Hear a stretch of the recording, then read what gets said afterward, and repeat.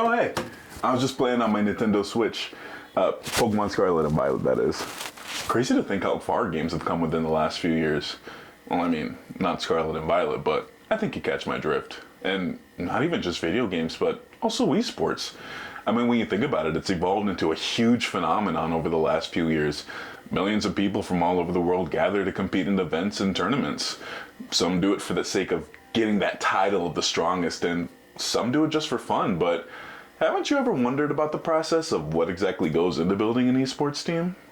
I mean, I know I have. And you know, I think I know just how to go about figuring it out. Come on, let's go.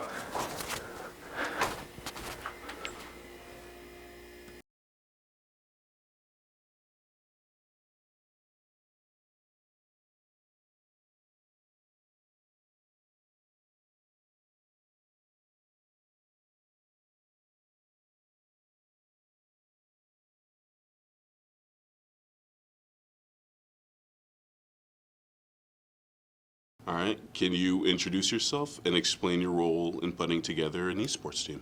Yeah, hi there. My name is Kenneth Gracina. I am the esports coordinator for the University Union here at UW Green Bay. My basic day-to-day job is to oversee all aspects of our esports program here on campus. That includes our facility, our esports lounge, which has 30 PCs and 4 Nintendo Switch consoles. It includes our competitive teams. We offer 9 different competitive teams across 5 different game titles right now. And so right now we're basically just opening our doors for tryouts, and that's that. We make appearances at GBOs, we'll make appearances at student days, those sorts of things to make sure that people are aware of our program. And then at the end of the semester or the beginning of the semester, just depending on what's needed, we'll offer tryouts, open tryouts where anyone can come in and submit the application and come in and play for that given night. Okay. And then going off that, can you elaborate more on what qualities you look for in potential players beyond just their skill level? Yeah, so obviously skill level is a large thing, but for the most part, that is not what's going to make or break whether or not you get a slot on varsity or a slot on JV. Really, like I mentioned, we're looking for communication skills, we're looking for how well you work with teammates, or we're looking for, how well can you handle defeat, right?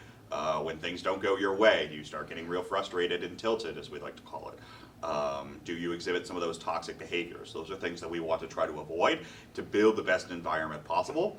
And if you are exhibiting some of those behaviors in tryouts, that's probably not a good sign for what you're going to be like when we end up putting the team together. What does the typical training process usually look like?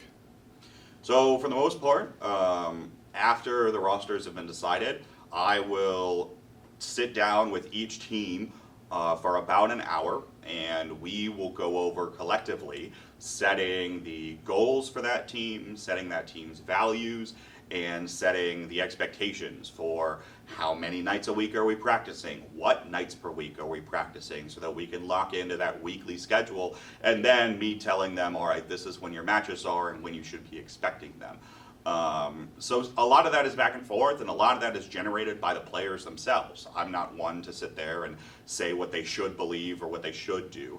Instead, I'm one to give them the latitude to express themselves and come together and bring together something as a team that they all can rally behind in that particular unit.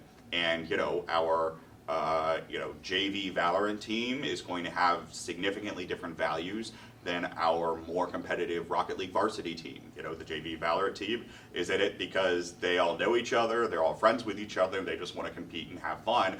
Meanwhile, our competitive Rocket League or our varsity Rocket League team probably wants to compete a little bit more. They have a little bit more drive in order to be more competitively successful. And so what each of those teams wants to do is different. I try to do my best to help the team find those goals and lock into those over the course of the semester. And then beyond that, they're into weekly practices and 1 or 2 matches per week.